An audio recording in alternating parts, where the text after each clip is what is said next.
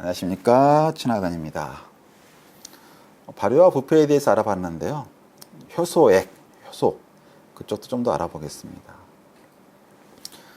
그러니까 사실 예전에는 우리나라에 포도주는 없었고요. 포도 담근주는 많았거든요. 그러니까 소주를 이용해서 소주에다가 포도를 담가 놓으면 포도에 있는 맛성분, 향기성이 돼가지고 소주에 포도 성분을 추리는 담금이 있었죠. 그래서 약주 해가지고 뭐 인삼, 산삼, 벤삼 하고 몸에 좋아 보이는 모든 것은 다 술에 담가서 술과 함께 먹는 게 예전에 굉장히 약주라고 하는 게 많았었죠. 근데 알코올은 정말 그 놀라운 용매거든요. 분자 자체가 굉장히 작아요. 작으니까 추출하고 쉽겠죠. 근데 이 부분은 친유성입니다. 기름하고 녹는 성질. 이쪽은 물하고 잘 녹는 친수성. 물 같은 경우는 친수성만 있어가지고 물에 잘 녹는 부분만 녹아내는데 얘는 만능 용매해가지고 뭐든지 녹여냅니다. 그럼 포도 먹을만 하잖아요.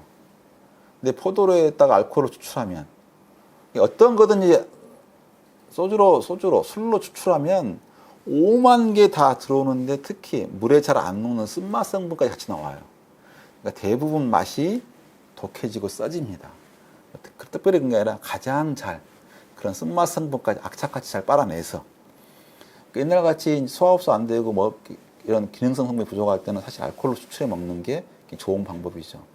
지금도 술 먹을 때 약 먹지 술 먹지 말라고 하는 게 약발이 너무 세집니다. 소화흡수가 너무 잘 돼요. 그러니까 함부로 술 먹으면서 약 먹을 거 아니죠. 원래 설계치보다 갑자기 많이 싹 들어가면 독이 됩니다. 그러니까 술은 유기물, 저분자 물질, 물에 잘 안 녹는 물질에 흡수를 높여준다.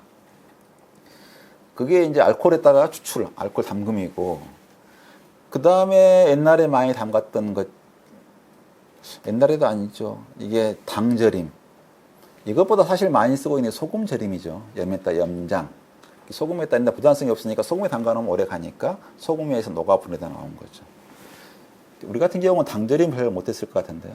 외국에서는 제법 꽤 오래 좀 당절임, 이게 당에다가 설탕에다 담가서 잼 이런 형태로 많이 만들었고요. 우리 같은 경우 옛날에는 좀 더 많았는데 좀 사라지고 하나 남아있는 게 이게 매실을 갖다가 설탕에다 담가 놓는 거죠. 매실보다 설탕을 많이 집어넣었어요. 왜 이렇게 많이 집어넣을까요? 그래야 안 썩으니까. 그러니까 식초나 알코올은 양이 좀 작아도 알코올 같은 경우는 10%만 넘어가면 꽤 안전해가지고 20% 넘어가면 거의 안 썩거든요. 이걸 추출해 놓으면 자체가 알코올의 독성에 의해서 미생물이 못 자라니까 오래 묵혀놓고 이게 추출할 수 있는 거고, 소금 같은 경우도 뭐 한 10% 20% 담가 놓으면 안 썩는데 설탕은 10% 20% 담가 놓으면 아주 좋아합니다. 뭐 미생물 뭐 이런 것들이 미쳐 날짜서 그냥 다 먹어 치워버리죠 뭐. 그러니까 20%하고 택도 없고 이 양이 50%가 넘어가야 보존성이 있어요. 어느 정도. 그러니까 매실보다 더 많은 양의 설탕을 집어넣어서 담가놔야죠. 그러면 얘가 당 추출액이지, 당절임, 당 추출액이지 얘를 놓고 무슨 발효액이다, 효소액이다 말하는 건 좀 말이 안 되죠. 그러니까 실제로 뭐 효소 얘기하고 뭐 얘기하려면 우리 포도 같은 경우에 그러니까 그냥 술에다 포도를 추출하면 추출액인 거고, 효소, 효모에 있는 효소 작동해서 온갖 물질을 만들어내야 발효라고 할 수 있겠죠. 그래서 우리가 실제로 뭐 식품 회사에 바이오 회사에서도 효소 갖고 직접 하는 일 많지 않은데 자기 집에서 효소를 불가능한 이야기죠. 그러니까 우리가 하고 있는 것은 결국 어떤 생명체인 미생물, 효모를 키워서 뭘 하고 있는 거고요. 그러니까 미생물이 관여를 해야만이 발효라고 하고 미생물이 있어야 효소가 만들어지는 거지. 느닷없이 당에서 효소 안 만들어집니다. 만약에 매실청이 효소액이라 그러면 걔가 미생물이 들어갔다는 이야기죠. 미생물이 들어가서 미생물이 사실 효소라고 하는 건 그 안에가 들어있지 밖으로 내보낼 별로 없거든요. 그럼 걔가 자랐다는 이야기는 그것 말고도 향이 변화하고 맛이 변화하고 정말 산이 시큼해지고 변했어야 되는데 매실 맛이 그대로인데 효소액이다. 언어도 아니죠. 효소는 단백질입니다. 단백질 중에서 반응 속도를 높여주는, 그러니까 이 형태가 있어가지고 자기에 적합한 형태가 들어오면 얘를 갖다가 뽀개주는, 내지는 있는 걸 딱 붙여주는. 그러니까 보통 효소가 합성과 분해를 동시에 하는 게 많습니다. 이렇게 붙잡고 딱 붙이면 합성인 거고 이렇게 결합한 상태에 붙어가지고 딱 떼면 분해가 되는 거죠. 그래서 한 효소가 동시에 하고 있는 게 많고, 효소는 미생물이 만드는 거고, 그러니까 여기에 들어가는 이 효소, 실제로 피부산에서 이렇게 젖산으로 변하는 게 아니라 여기 효소가 있는 거고, 여기도 효소 있는 거고, 효소 있는 거고, 효소 있는 거고, 효소 단계별로 다 효소가 합니다.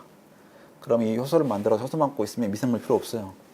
없는데 우리는 효소를 만드는 방법을 우리가 만들지 않고 효소를 미생물을 통해 쓴다. 그래서 효소를 먹으려면 예전에 원기소 먹었으면 됐죠. 원기소가 뭐였냐 그러면 이 효모를 키워서 그것과 같이 분해해서 물 강화해서 만들어 놓은, 옛날에 이거 먹던 사람 많았습니다. 많았고요. 효소 중에서, 그러니까 효소를 먹으려면 제일 쉬운 방법이 이렇게 균을 드세요. 균 자체가, 효소 자체가 생명체가 있어야 되니까 생명의 유지에 필요한 모든 효소가, 효소의 종류가 하나가 아니고 고작 포도당 이게 아니고 생명체에 유지되려면 효소가 최소한 4,000개가 있어야 돼요. 아주 간단한 건 그렇지만 우리 같은 경우 한 7,000개 종류의 효소가 있어야 되는데 그걸 어떻게 일일이 만들어서, 택도 없는 이야기고요. 뭔가 미생물을 녹조 하면 이렇게 녹색 이렇게 생각하지만 그 중에 하나가 클로렐라입니다. 클로렐라를 우리가 잘 통제해서 잘 키우면 아주 쉽게 경제적으로 영양이 풍부한 효소 덩어리를 만들 수 있죠. 이게 클로렐라는 사실 건강기능식품에도 등재되어 있어요. 그러니까 굳이 클로렐라 놔두고 뭐 어렵게 뭐 절여가지고 이건 효율적으로 안 맞고요. 말도 안 되는 이야기고. 요즘 또 스피루리나 얘기하더라고요. 스피루리나 같은 경우 똑같이 그런 균류인데 단백질이 이렇게 많잖아요. 단백질이 많다는 이야기는 효소가 또 얼마나 많았겠어요. 근데 이런 거 먹는 사람 별로 없죠. 맛없다고. 그래서 효소를 먹어서, 효소를 먹으면 건강해질 거다. 그게 맞는 말인지 곰곰이 생각해 보십시오. 약간 효소는 단백질이라 그랬잖아요. 단백질이 우리 몸속에 들어올 수 있나요? 그러니까 우리는 이렇게 사실은 이 소화관 기관내는 몸외라고 봐야겠죠. 몸외로 지나가 버리면, 식기섬유 같은 경우는 흡수한다고 이렇게 쭉 지나가 버려요. 여기에 우리 소화효소 나와가지고 분해를 해서 아밀레이스에서 포도당을 분해하고, 포도당 형태로 전부는 흡수되는 거고, 단백질은 단계 거쳐서 끊어가지고 결국은 아미노산 형태로 흡수되는 거고. 그러니까 어떠한 단백질을 먹든 아미노산 형태로 흡수되는 거지, 효소를 먹었다고 해서 그 효소가 우리 몸속에 들어가면 난리가 나겠죠. 그래서 사실 효소를 먹으면 우리 몸이 뭐 기능이 좋아지고 좀 말이 안 되는 게, 곰곰이 생각해 보시면 아까 클로렐라 같은 경우는 자기 스스로 광합성 하잖아요. 그럼 채소를 먹으면, 한 입 딱 먹으면 채소 안 죽였잖아요. 살균 안 했잖아요. 광합성하는 효소 그대로 들어있잖아요. 그럼 우리가 밖에 나가서 햇빛 보고 있어 광합성 돼가지고 먹을 필요 없어지는 거예요? 말이 안 되잖아요. 채소 먹으라고 한 이유 중에 하나 비타민 많다 그러는데, 비타민이 어디서 났겠어요? 그냥 뚝 떨어졌나요? 몸속에서 포도당을 이용해서 그 형태로 전환시킨 효소가 있다는 이야기죠. 그럼 채소를 먹는 순간 비타민C를 합성하는 효소가 같이 먹은 거예요. 그러면 채소를 먹었으니까 우리는 더 이상 비타민C를 먹을 필요가 없는 거지 뭐. 우리가 기껏해야 효소 중에서 뭐 갈라토스까지 유당 만들기 위해서 만들어진 다음에 요거 전환하는 효소 하나가 없는 거거든요. 요 다음 자동으로 일어나는 거고, 요 효소 하나 있으면 되는데 이 효소를 먹으면 비타민C를 먹을 필요가 없는 거예요. 이제 말이 안 되는 얘기잖아요. 그러니까 비타민C를 합성 못하는 생명체가 없는데, 동물도 대부분 다 하는데, 우리가 그 동물을 먹거나 식물을 먹거나 과일을 먹거나 하면 비타민C를 뿐만 아니라 비타민C를 합성한 효소를 먹는데, 우리가 왜 별도의 비타민C를 먹냐고요. 그 먹은 효소가 의미가 없으니까, 분해돼서 쓸모가 없으니까 하는 거죠. 그러면 독을 만든 것도 효소고, 효소가 뭐 하나만 있나요? 독을 만드는 동물 식물 많잖아요. 그 독과 뭘로 만들었겠습니까? 다 효소로 만들었지. 근데 막연히 7,000종이나 된 효소를 갖다 놓고 효소를 먹으면 건강해질 것이다. 뭐 효소가 단백질이니까 나쁠 건 없지만 너무 과도하게 말하는 것은 좋지 않다.